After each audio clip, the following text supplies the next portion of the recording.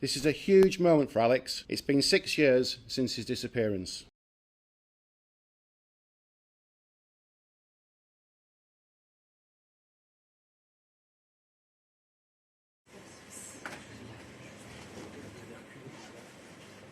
Donc il se transportait de maison en maison avec des panneaux solaires, décidant de ne voyager qu'en covoiturage, pas avec leur propre véhicule, toujours dans des endroits où se trouvent des grandes maisons, où se trouvaient plusieurs familles, toujours à peu près 10 personnes, qui entraient, qui sortaient, qui n'étaient jamais les mêmes. Ce que je décris là, c'est ce qui s'est passé aussi bien au Maroc qu'en Espagne qu'en France. C'était à chaque fois la même façon de vivre. Lorsque sa mère a indiqué qu'elle envisageait de partir avec lui en Finlande, ce jeune a compris qu'il fallait que ce périple s'arrête et il a décidé de quitter l'endroit où il était avec sa mère pour marcher pendant 4 jours et 4 nuits. En réalité,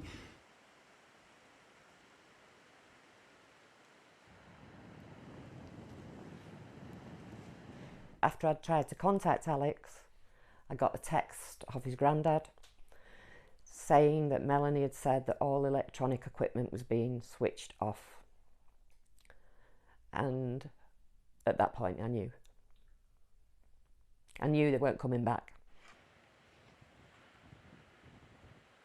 Je marchais en pleine forêt, dans un coin complètement perdu, à 20 minutes du plus proche village en voiture.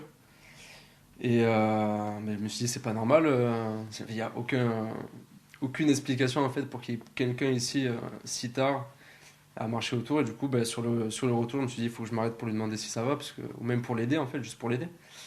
Parce que c'est pas. Enfin, au moins le ramener à un village, à la civilisation le plus vite possible.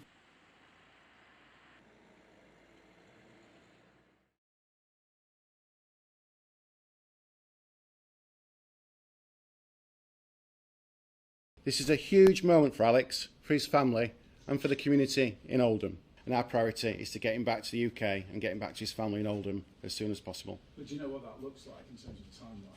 I expect it to happen over the next few days.